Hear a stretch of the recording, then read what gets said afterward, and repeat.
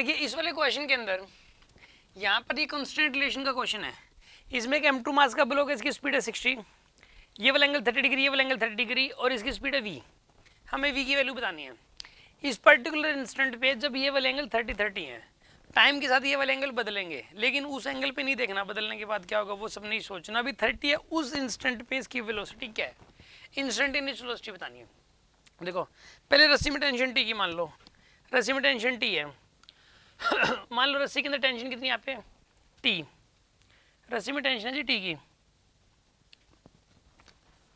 रस्सी में tension T की। अब ऐसा करो इसके अंदर पहले इस रस्सी में टेंशन निकालनी पड़ेगी, इसके लिए इस टी के दो कंपोनेंट लेने पड़ेंगे आपको। इस टी कंपोनेंट लो आप, देखो इस टी के दो कंपोनेंट लोगे, एक तो इसका आएगा टी कोस 30, इधर आएगा टी साइन 30, ठीक है ना। ये पुली है, जैसे यहाँ पर ये पुली है, इधर क्या आएगा यहाँ पर ये टी साइन 30, इधर क्या आएगा ये टी कोस 30। ऐसे इस टी के दो कंपोनेंट आएंगे टी कोस 30 और इधर आएगा टी साइन 30, इधर आएगा टी साइन 30, ऊपर क्या आएगा ये टी कोस 30, ठीक है। टी साइन 30 से टी साइन 30 कैंसिल, ठीक है। हॉरिजॉन्टल में नेट जीरो हो जाएगा। वर्टिकल में कितना आएगा, वर्टिकल में कितना फोर्स आएगा बताइए। वर्टिकल में आएगा 2t कोस 30, 2t कोस 30 का मतलब ये हुआ 2t इंटू में कोस 30 की वैल्यू होती है √3/2, यानी कि √3t। ये आ जाएगा आपके पास, यहाँ पे ये आ जाएगी टेंशन √3t के बराबर। ओके, ये टेंशन की वैल्यू आएगी आपके पास √3t के बराबर, ये टेंशन आ जाएगी। अच्छा अब एक बात बताऊँ, यहाँ पर इस केस के अंदर जो है ना, इस केस के अंदर इधर कितना आएगा यहाँ पे √3t, इधर कितना आएगा ये √3t, ठीक है। √3t आ जाएगी टेंशन।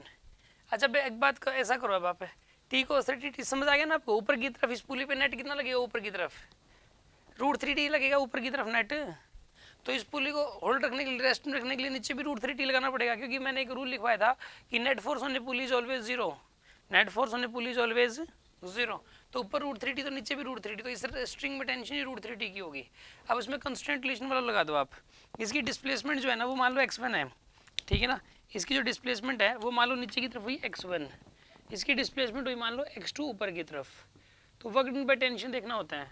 इस वाले प्लॉट पे वर्क डन बाय टेंशन कितनी होगी बताइए, माइनस का tx1 कितनी हो जाएगी माइनस tx1, और इस पे वर्क डन बाय टेंशन कितनी हो जाएगी बताइए, हाँ जी बताइए, प्लस का √3t x2 equal to 0, t से डिवाइड कर दो, यहाँ आएगा माइनस x1, क्या आएगा यहाँ पे बताइए माइनस का x1 प्लस का √3x2 इक्वल टू 0। डिफ्रेंशिएट कर दो, माइनस का dx1/dt प्लस का √3dx2/dt इज इक्वल टू 0।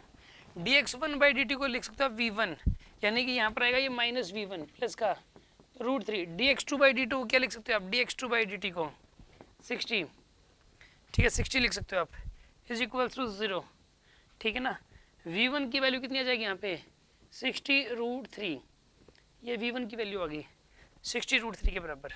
ये आपके पास वेलोसिटी आ गई 60√3 के बराबर, वेलोसिटी आ गई 60√3, ये आंसर आएगा। ये इसको डाउट है किसी के मन में, कितने स्टूडेंट्स को समझ आ गया ये?